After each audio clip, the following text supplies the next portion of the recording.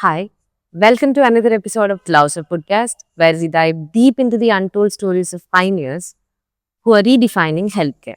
Today, we have a very special guest, someone who has not only made a mark in diagnostic imaging, also in the field of social service, and also has played a crucial role in public health initiatives and medical entrepreneurship. So today we have Dr. Avni Skandan, Senior Consultant Radiologist and HOD, Astamim's Cortical, Joint Secretary of Kerala ARIA, National ICRI Academic Coordinator, ex-editor of Radiopedia, faculty of an Indian radiologist and radiogram, and she as a line member, she is the District Secretary for Cancer Screening Awareness and Geriatrics. Welcome to the show, ma'am. Thank you so much for coming. Thank you.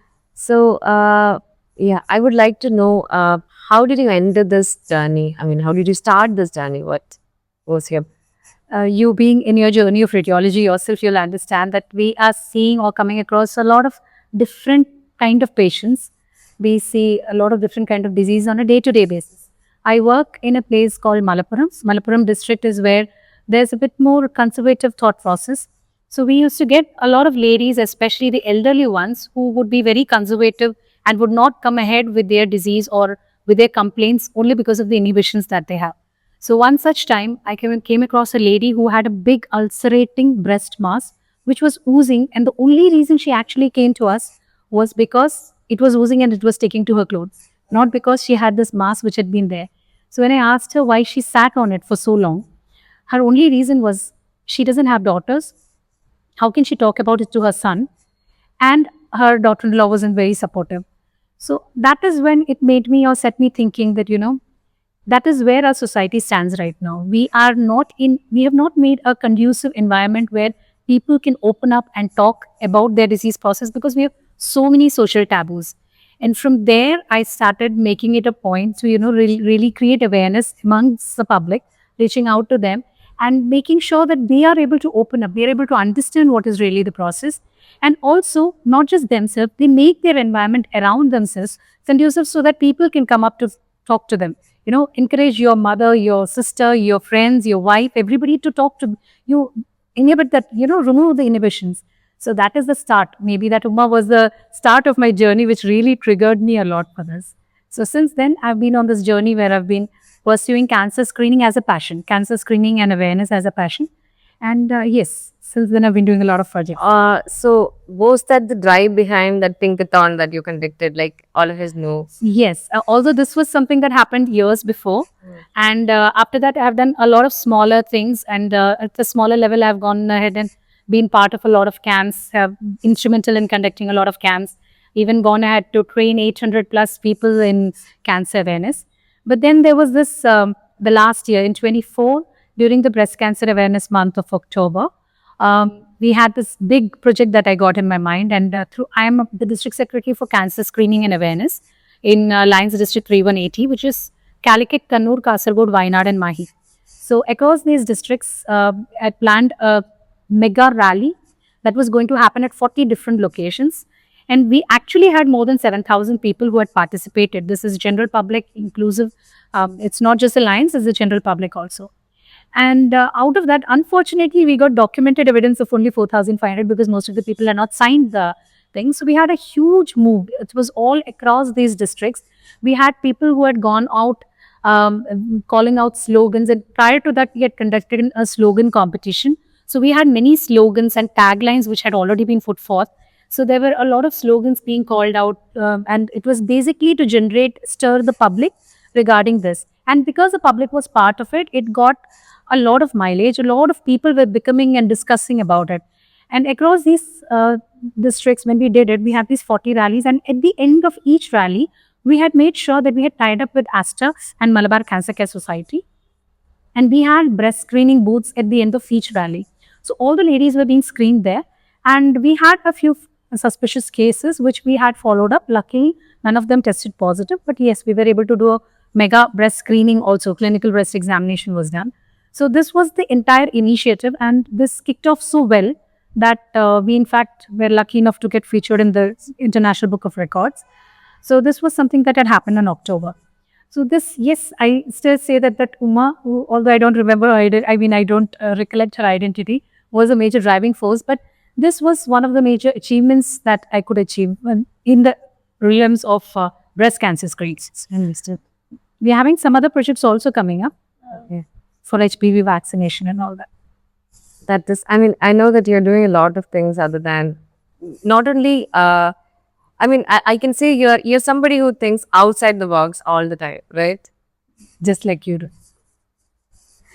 And ma'am, what you have to talk to the radiology residents or the medical students out there in their approach towards imaging, how they should view their, as a radiology resident.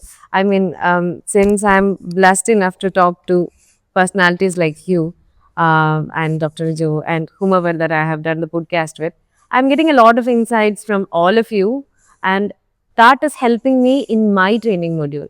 Like how I should look at a patient when I am getting a patient in front of me. Even if it's just a reporting session that I am doing, I am there sitting and thinking like, what will a physician think when there is a case history is there? And then I should convert into a radiological mind and then put it in front of me. That's how I am thinking because of all the guidance that you have given. So what do you want to talk to the radiology residents out there? It is, I think, primarily one problem that we, during our journey of radiology, encounter is we are so used to being in these black and white rooms or the dark shaded rooms that we kind of cut ourselves out from the rest of the world. And one thing we need to understand is that radiology is not an isolated specialty. We are basically clinical radiologists. So whatever we do, we need to make sure it makes sense to the person who's, the end user of the report. So there is no point you telling that there is a mass which is heterogeneously enhancing. They need to understand what is that mass supposed to mean, or what is it inferring to them, or what is the thing, how is it going to help their decision making. So that is a process that you have to streamline. And personally, from my experience, what I feel the best is we have a lot of barriers that we build around ourselves. But actually, if we try to make friends with the clinicians, I think that's the best way to learn, because I still remember when we were doing our reporting, or when we started doing our reporting, I used to, when I started working independently, that is not as a resident, but I started talking to all my consultants around me, and I'm like, what is it that you want? You want me to give this report? What else do you want to know? And why do you want to know from this information? Or what is it exactly, and how is it affecting you? So I think that made a lot of difference, because they tell me, supposing it might be a surgeon, an orthopedician, they tell me what they are exactly looking at, how it is making a difference to their decision making or their on-table approach, or when they're treating the patient. So those things probably give you more of an insight than what a textbook can give you. That's the kind of practical knowledge that you really should try to develop or inculcate, that kind of a culture, because then you're a more accepted clinical radiologist. And finally, the radiologist is supposed to give a report which is useful to the treating physician. So I think that is one thing. We need to stop being a couch radiologist and become a proper clinical radiologist. Yeah, that's true. And then in the same way, we need to be approachable both ways. It's not just the other side. It's not just that we can go and talk to them. We always have to keep the channel open from them also. I used to always go and tell my clinicians that, please get back to me if anything is right or wrong. And especially when it's wrong. Because when it's wrong, they tell you it's wrong. It's not only a finger pointing thing, but you learn why you went wrong, and you can improvise on that. So always keep that channel open for a to and fro communication. That really helps you grow. Yeah, like how my mentors and all always tell me at my at the center that I'm getting trained. I'm getting trained at HCG Hospital under Dr. Shiv Kumar, and he used to always tell me this thing. He used to always ask me in the initial days and all. He used to ask me to go and sit and attend the multidisciplinary team meetings. Then go sit there where they talk about all these genomes and some terms and all. I'll be like, why is this even relevant for me? It's not anything about scan. But with time, I understood.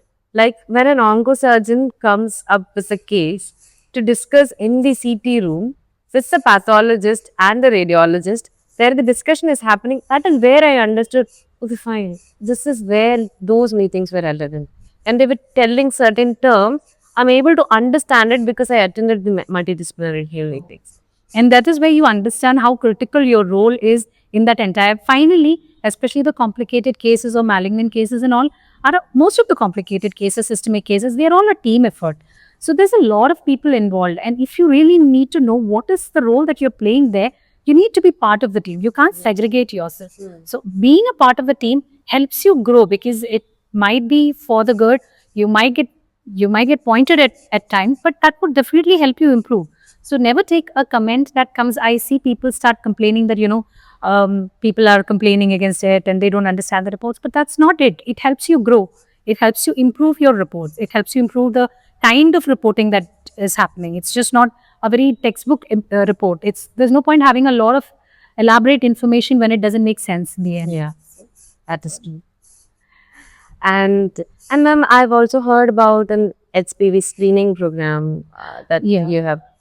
Can you talk a little bit about it? HPV vaccination, especially these days, is coming into a lot of vogue because it is basically HPV vaccination helps us prevent cervical cancer. It's not just cervical cancer, it helps prevent actually 9 different types of cancers, including oropharyngeal cancer, anal, vaginal, vulvar, penile. So there are a lot of different cancers which it can help prevent. And in the Western countries, it is a mandatory vaccination that is being done. Unfortunately, because of the price factor and the availability, it's not being done much in India.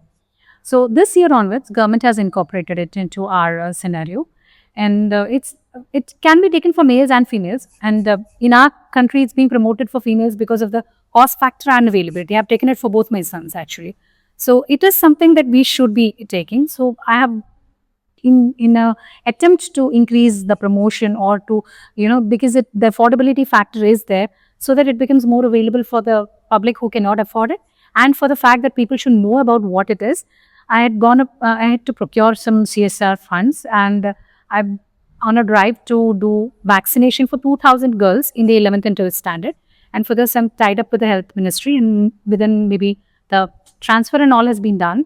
It is just the procurement of the vaccines. So maybe by the next month, we will be having the vaccination for over 2,000 girls. So the intent is, of course, for the people who are not able to afford it, we are able to give it free of cost. But in addition to that, at least that 1 or 2 girls who are being taken in their near vicinity, there would be other parents who would want to know what this is and would want this vaccine for their kid. So at least this would also create an awareness or a stir amongst the public, which would make them want to take the vaccination. So there's a dual purpose for it: giving the vaccine and also creating an awareness about the vaccination. Yeah. So you're doing a lot of things outside your work. So I mean, it's such an inspiration for us, to do a lot of things other than just what you study or what you do. Or as a doctor, that's a responsibility, right? We, a lot of things we are supposed to put it out to the general public. And how did you get this drive, ma'am? Who was your biggest motivation, support? Okay. To be very frank, when I was small, my father we used to stay in Gujarat. And I still remember in the middle of the night, so because there were very few members from, Malayalis staying in Gujarat. So he was the point of call for all the Malayalis in that Chamnagar district. So he used to get called in the middle of the night, and he'll go running. We'll be sleeping. He'll go running. He'll go to cater to people, take them to the hospital. He was a professor in the medical college there. So he used to do a lot of things, a lot of social work, which he wouldn't have, of course, term as social work, but he was doing a lot of helping around. I think those genes kind of trickled, or maybe that kind of motivated me. So it has been there always that I have been more of I have gratitude towards what God has given. So if God has given you money or the capability to understand situations, so I feel even if you have to share as funds, or if you have to share as information, or just lending your helping hands, God has given it to you. So unless and until you do justice to it and lend it out to somebody else, you are not actually being gracious about it. So that is the general, idea behind the whole thing. And I think that probably came down from my father. I don't really remember from where, but I think he's one person I've seen who has never asked for anything in return, but has been going about helping everybody I know. Also, I think that, and my husband also, even after marriage, I've had so much of support from him, and he has never stopped me. In fact, he himself is doing, right, he runs a software company, but he himself is into vocational rehabilitation of specially abled individuals. And he's doing in a very out of the box way. People normally go about training them into making bags and soaps. So he's making them more, modernized. They are technologically advanced, so they make a lot of different kind of things. They do like power banks, windmills, NFC cards. It's all advanced stuff that they do. In fact, they're so good, they've been traced. There's a lot more effort that goes in, but there's so much that is happening that today they do Photoshop, they use AI, they are handling events, and they are financially independent, and it's a whole completely holistic approach that he's giving. So from making penny at home, he's training them how to handle money. So if they are left, supportless, they are able to handle money. They can cook for themselves. They can go out into the public. They've been made to travel alone. Wow. They are being made. They are supposed to, make things, sell it on their own. They're conducting events. So they're converting them into wholesome individuals. Yeah. And they are earning members of the society. So I keep meeting these parents who are almost always, down to tears because they keep saying that, they were either not at all publicly or socially acceptable or pretty rude to people or things like that. But now they are people who greet you, talk to you, even if not talk to you, they are at least, socially very pleasant and people around you. So they are like one of us. Yeah. And if we take that effort to go that extra mile to train them, they are actually people like us. Yes. So I think the motivation has been all around me. My father, my husband, both of them. I know. I mean, his name is something that I've been hearing since, the moment I entered here at the IRA, sir has been talking about him, the support that your team is giving to IRA through this program. Yes. And I've also met few of those kids, which we will go and meet after this. So yeah, how they're talking, I was as genuinely thinking, oh my God, there are so many pure souls out here, who is supporting for a greater cause. So that was really nice to know. In fact, they have one very major, this subgroup, the crab's eyes subgroup, which is dealing with this, is the daydreams. So I call them daydreamers. I always refer to them as daydreamers. So they have even got this new initiative that they have taken, which is called as Kavach. So in that, they are, again, they've got an affiliation to a lot of bodies from Indian Red Cross, KCBC, Geriatric Society. So the intent is they are making these pendants and bracelets for the people who are not able to tell where they are supposed to go or not able to recollect their address or details. So those kind of people, they have these personalized pendants and bracelets which comes in a box, and their personal information like their name, their contact info, the nearest police station, the address, their blood group, if they are needing any medications, because if you look at it, many of them or most of these disabled kids especially are the ones, especially able, are the ones who are diabetics or probably having high cholesterol. So they are on some permanent medication. So all their medical ailments would also be mentioned in this. So in case these people lose their way, they are not able to recollect where they're supposed to, they can always be helped back to wherever they have to. So there's even support from the police, and a lot of public involvement is going to happen. They're just starting the production of it now. And because of it, it was also, then there was a proposal to stretch it out to dementia people also, because they also pass through the same journey. And based on that, even the dementia people are being handed out. We've already got orders for more than 3,000 of these. It's been, again, supported by CSR funds. So it's going to be given exclusively, it's completely free. It's being supplied completely free. You just have to register to the channel. They have a site which register, because only then they can make it personalized.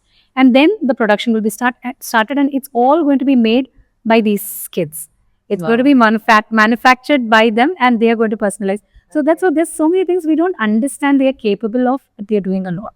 It's great. You should actually lead those kids. I mean, all of you should talk. I'll get you guys meet them, and you can understand how things change in someone's life. A small help that is being done from your end or your husband's or the team, that has created such a big change in their life. Ma'am, I've also heard that you're a promoter of body positivity and mind. Do you mind talking more about it? No, I don't mind. In fact, that's what I did. So actually, you would understand by seeing me itself. I've never been towards I've always been towards the heavier side. And I've always also heard a lot of restrictions and comments about it. And I was in Gujarat, so I was always towards the darker side also there. A lot of pretty females.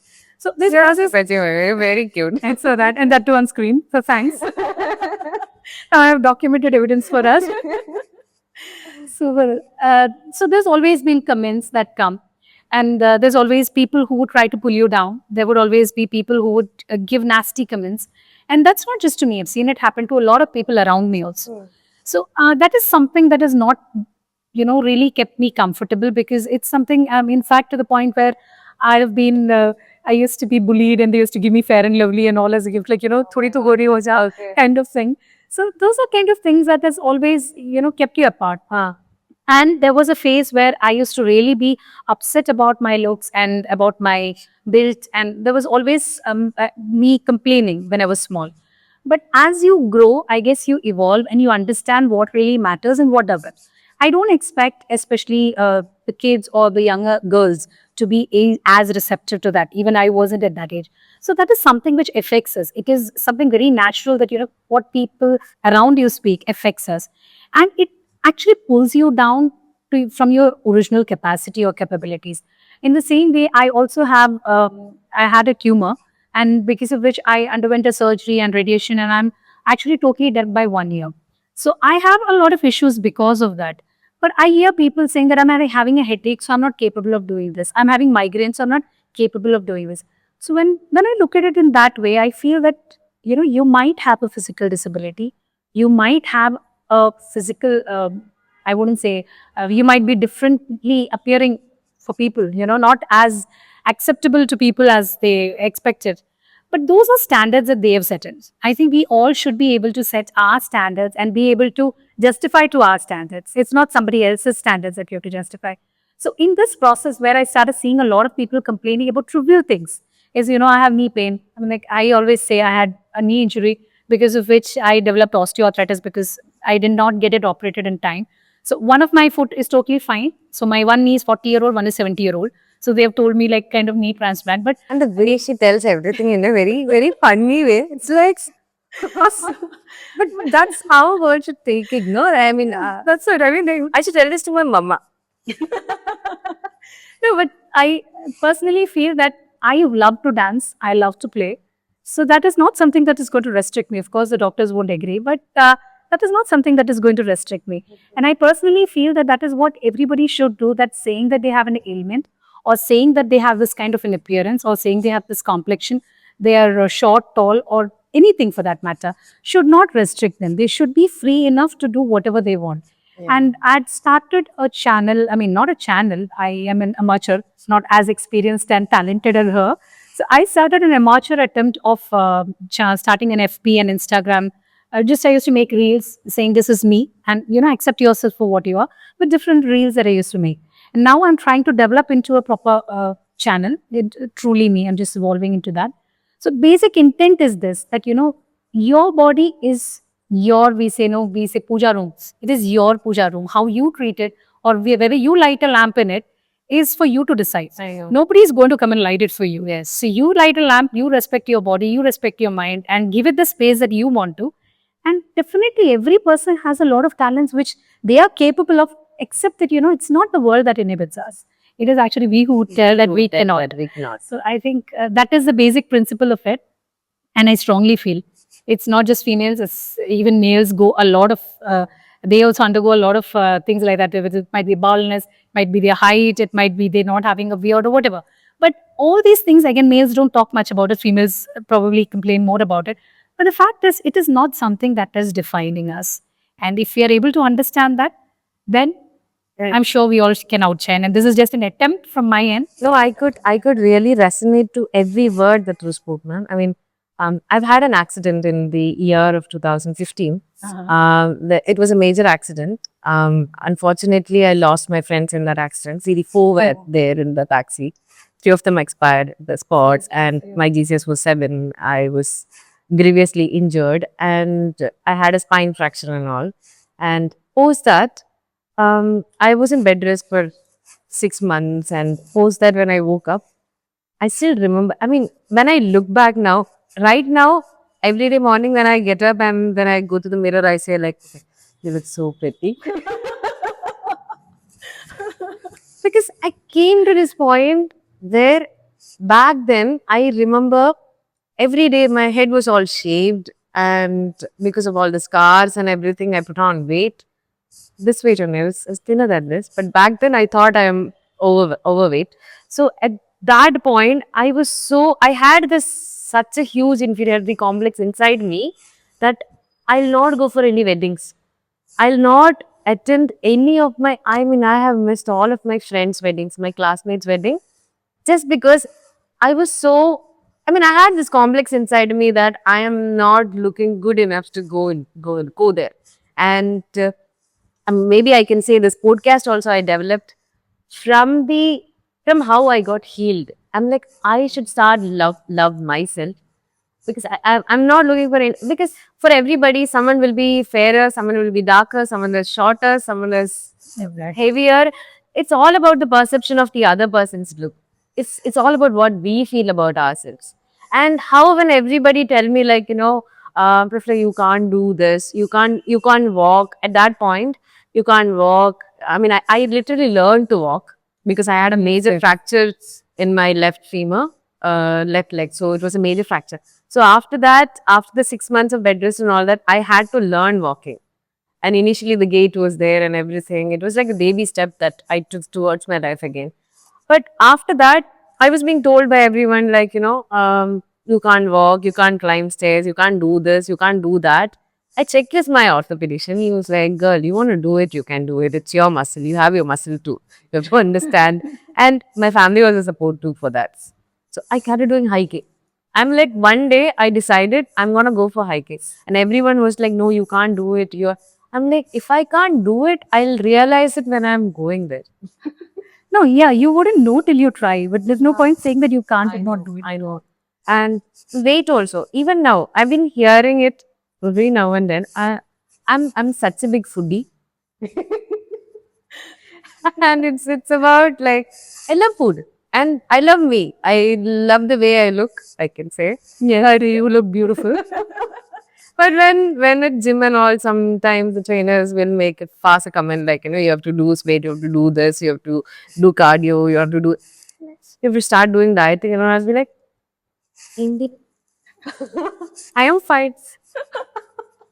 That's personally my view also. You should lose weight if you want to. I mean, it is healthier. So you should lose weight only because you want to get healthy, not because you want to prove somebody that you're thinner. That is one of my theories that I put in was you lose weight because you want to lose weight to become healthy. You want to put in makeup. There are people who comment about it. You want to put makeup, put it because you want to look good, but not because you feel that you have a problem and you want to cover it up. You want to look good, you want to dress up fine. That's up to you. But what you do should be for yourself. I'm not for somebody. So the moment I joined the gym, I still remember the day my trainer asked me, what do you want? Do you want to have weight loss, weight gain, muscle strength and all that? I'm like, I should have one full biryani and still look the same. It's not anything else. So I hope, I'm sure he's been doing that. She's been having a full biryani and still staying the same. And I truly agree that you look great. So you don't need to change at all in any ways. Even I don't think yourself you should accept. You look great. Yeah. But there are so many out there. My cousins and all are there. They are like, they won't eat. They'll be like, they'll be so restricted. I'll tell them, like, start, if you think that you want to look thinner, slimmer and all that, it's okay. They look good. No, but that is an acceptance that they would have to get on their own. Because many times they say that, I am overweight and I need to lose weight. But actually, it could be driven by factors or people, who are always on their background persistently telling it kind of drives things into your head. So I also hear it a lot. I mean, I hear it a lot. Of course, I need to lose weight. I know that. But the thing is, it is entirely, no, I know, even medically, I'm overweight. So, but the thing is, I want to lose weight only because I want to get healthy. Not because somebody feels that I'm fat or somebody wants me to lose weight. I would lose weight only because I want to be healthy. So yes, I want to lose weight, but it's only for myself because I want to get into a healthier lifestyle. Yeah. And a healthier lifestyle, diet, exercise and everything, that you are supposed to do it for your day-to-day life, for prolonging your healthier lifestyle or something like that. It should be, it's a way of living basically. It's not anything about you losing weight or gaining weight or the physical perception that we have is again how we want to look. Or even, I mean, I am not against anybody going and doing any plastic surgery, but that should be because they want to do it. If a person feels that she wants to get something done to her nose, It is her nose, it is her money. She can do it if she wants to. I'm not against it at all. But it should not be because somebody feels your nose is crooked. The only justification is you yourself wanting it. That is the only thing. Yeah. Whatever you want to do in your life, you should be able to justify it for yourself and not to prove it to the society.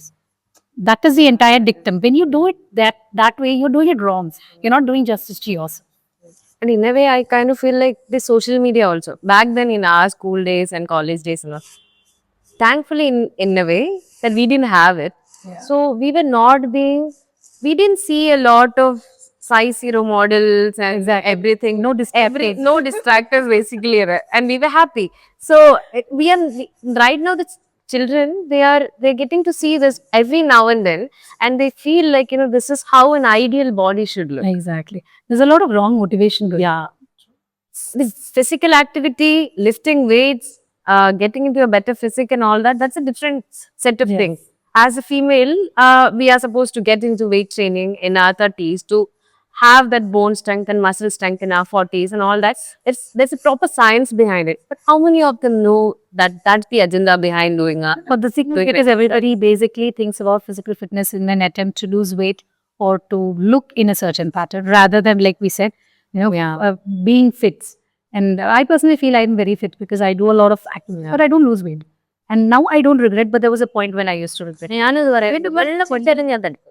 അതന്നെ safety കഴിച്ച് മനം കിട്ടിയാൽ മതി ഞാൻ തറക്കാൻ ചിലർക്കൊരു പുള്ളു കഴിച്ചാൽ അവർക്കൊരു പ്രശ്നമില്ല. I know. So in fact, you were talking about this, you getting your hair tonsured.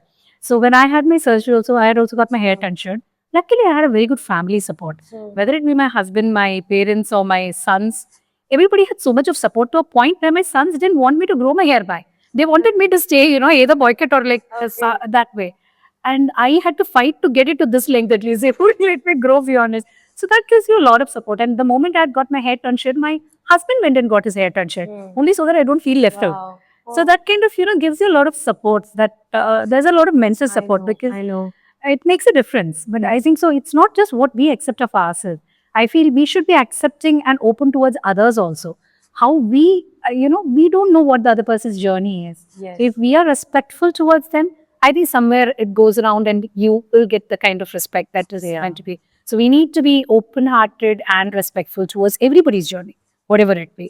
Might be, like I said initially, the cancer part, or it might be towards your body, it might be towards the mental, they might be going through a lot of mental turmoil, so they might be throwing up and having a lot of issues. But there would be something behind everybody. If we, in fact, one of the reasons I and my husband have an argument is because I have the habit of always reasoning out from the opposite end. And when my husband is telling me a problem, I'll always justify for the opposite side. And he'll be like, I'm telling you this. Like, you already know what's there in your head. So, you need to know what's there in their head. Let's start. Even when I have an issue with someone, that's what I do. I always get into the opposite person's head. So, I feel that can reduce a lot of issues in the world, amongst people, in relations. So, that is we being respectful towards the opposite person, whether it be in mind, body, soul, anyways. We being respectful to the opposite person gives us a lot of space and gives them a lot of space too. That's true, ma'am. I mean, during my weight training journey also, it's the same thing. I mean, I've been going to gym since past 2 years. Honestly, my parents, they know that how much I eat, so they know about it. I'm not actually advertising that you all should eat a lot and all, not like that. But I have a problem. I have stress eating habit. Okay. So I'll be on a diet or what, not a diet and all. I'll eat healthy otherwise because I'm lifting weight and I hardly used to do cardio, which I have started now. So during this journey, whenever I get a crash, whenever I'm triggered, how I come out of it is I eat a lot. I eat one full biryani and an ice cream, all that. And I'll not lose weight. I know why I'm not losing weight. But the questioning from others initially used to bother me a little bit. Why are you not losing weight? You're coming to gym, you're lifting heavy, you're doing all this for past 2 years, but still there is no change. First of all, I am not lifting for weight loss. I am lifting because my operated surgeon, my orthopedician, he suggested me that since I have this huge long bone fractures and including spine, he told me to have a very good muscular strength. Which compensates. Yes. And that too, since now I'm in my 30s, I should be targeting to lift more and then get my muscle hypertrophy to to keep me. I should take it up to my 40s actually.